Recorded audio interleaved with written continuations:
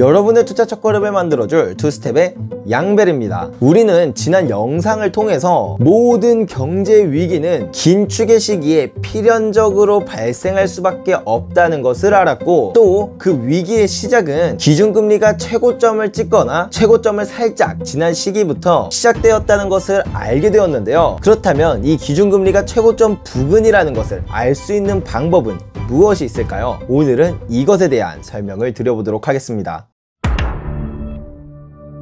자본주의의 핵심은 돈이고, 이것의 허브가 바로 은행이죠. 그렇다면 이 은행들은 어떻게 돈을 벌까요? 은행들의 가장 기본적인 수익 구조는 예대마진이라는 것을 통해서 돈을 법니다. 예대마진이란 쉽게 말해서 예금을 받아서 대출을 해주고, 대출이자로 받은 돈의 일부를 예금해준 사람한테 조금 나눠준 다음에 나머지는 내가 먹어서 돈을 번다, 이렇게 이해하시면 되는데요. 그런데 꼭 우리들이 예금한 돈만으로 대출을 해주는 거는 아닙니다. 조금 더 정확하게 말하면 단기로 돈을 빌려와서 장기로 돈을 빌려준 다음에 여기서 발생하는 그 이자의 차이를 먹는 거예요. 쉽게 말해서 우리가 누군가한테 돈을 빌려준다고 할 때 1년 동안 빌려주는 게 마음이 좀 덜 불안할까요? 아니면 10년 동안 빌려주는 게 덜 불안할까요? 누가 생각해도 10년 동안 빌려주는 게 기회비용도 더 많이 들고, 또 그 안에 얘가 돈을 다 날려먹으면 어떡하나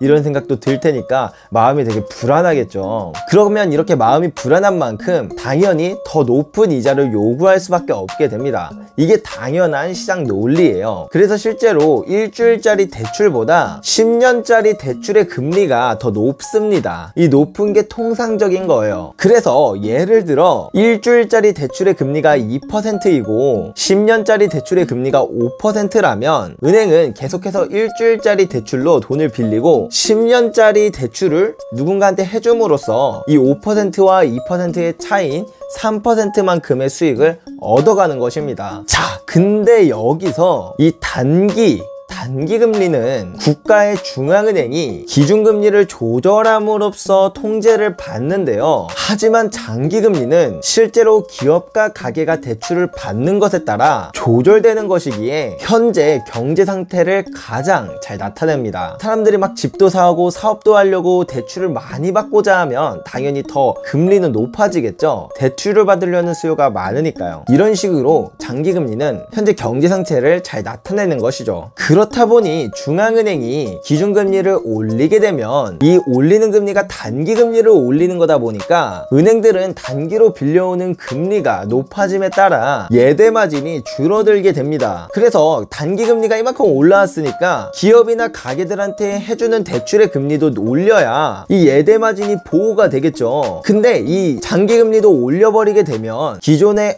한 이자 3%면 내가 이 집 살만 하겠는데, 이런 생각을 했던 사람들이 4% 5%면 그러면은 대출을 받는 게 별로 좋지 않겠다 라고 생각하면서 오히려 대출의 양이 줄 거 아니에요. 그러면 사람들이 대출에 대한 수요가 줄어드니까 어차피 이 장기금리는 올린다고 하더라도 다시 내려올 수밖에 없습니다. 그러면 단기금리는 올라가는데 장기금리는 내려가니까 이 수익성이 점점 악화되는 거죠. 그러다가 만약 이 단기금리와 장기금리가 같아지게 되거나 혹은 심지어 단기금리가 더 높아지게 되면 이때부터는 대출을 해줘도 아무런 수익이 없는 것이기 때문에 은행의 입장에서는 대출을 해줄 필요가 없는 거죠. 그래서 대출을 해주지 않으려고 합니다. 자, 그러면 대출을 해주지 않으면 돈의 흐름이 막히면서 당장 대출을 받지 못하면 파산하는 기업도 있을 것이고, 당장 또 대출을 받지 못하면 파산하는 가게들도 있겠죠. 이런 식으로 경제가 위태위태해지게 됩니다. 따라서 이 시점부터는 중앙은행에서도 더 이상 금리를 올릴 수가 없는 상황이 되는 것이에요. 자, 이 부분을 잘 기억하셔야 합니다. 이러한 현상을 장단기 금리차 역전 현상이라고 하는데요. 그러면 실제로 장단기 금리차가 역전되었을 때의 기준금리가 어땠는지를 한번 살펴보겠습니다. 자, 이것이 바로 장단기 금리차와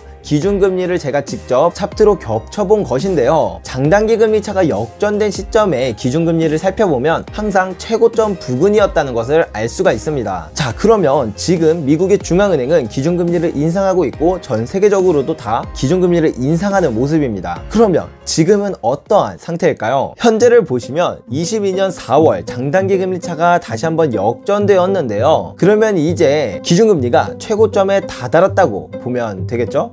근데 결론부터 말씀드리면 이번에는 아닐 것입니다. 왜냐하면 이번에 기준금리는 이전과 좀 많이 다르기 때문인데요. 자, 이것을 보시면 아시겠지만 기본적으로 중앙은행은 기준금리를 올리거나 내릴 때 경제 상황을 보면서 서서히 올리고 서서히 내리는 게 일반적입니다. 하지만 이번에는 물가가 무섭게 치고 오르면서 기준금리를 급격하게 올리고 있는데요. 그렇다 보니까 이 단기금리들 사이에서도 이 금리의 격차가 은근히 크게 발생하고 있습니다. 3개월짜리 금리는 기준금리와 거의 똑같이 움직이기 때문에 이 칼럼을 쓸 당시 1.7% 정도였지만 앞으로 이 기준금리가 더 가파르게 오를 것이기 때문에 2년물 금리를 보면 벌써 3%에 가까웠었다는 것을 알 수가 있습니다. 그래서 원래 기본적으로 장단기 금리 차이는 이 10년물 금리에서 2년물 금리를 뺀 값을 보는데요. 10년물에서 2년물을 뺀 것과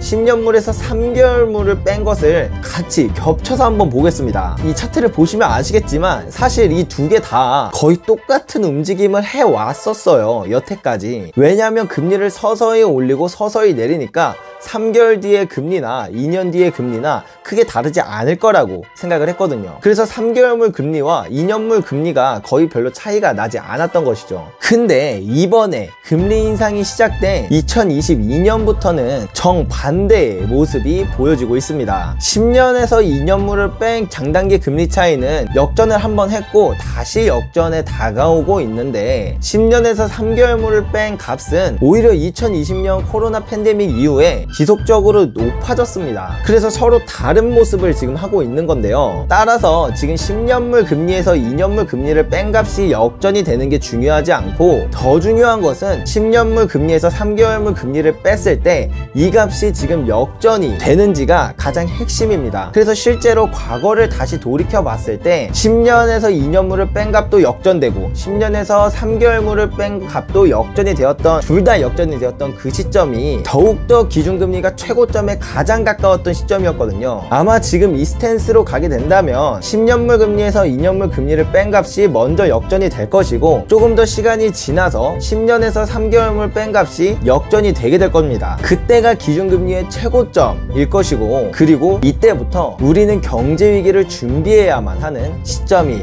다가왔다고 볼 수가 있겠죠. 아마 지금의 기조로 가게 된다면 이 10년 3개월물의 강단기 금리 차이도 올해 안에 역전이 일어날 것으로 보여집니다. 그리고 이때의 기준금리는 약 3%를 넘지 못할 것으로 저는 예상하고 있는데요. 따라서 한마디로 기준금리의 최고점은 3% 정도가 되지 않을까라고 생각이 됩니다. 그리고 이때는 우리가 경제위기를 준비할 수 있는 마지막 순간이 되겠죠. 다시 한번 강조드리지만 모든 경제위기는 기준금리가 최고점이거나 최고점을 살짝 지난 시점부터 발생했었습니다. 기준금리가 최고점에 다다르게 되었다는 시그널이 나오게 된다면 그때는 우리가 위기를 대비할 수 있는 마지막 순간임을 잊지 말아야 합니다. 10년물 금리에서 3개월물 금리를 뺀 장단기 금리 차이를 볼 수 있는 곳을 제가 댓글에 남겨두도록 하겠습니다. 오늘도 영상 끝까지 시청해주셔서 정말 감사합니다.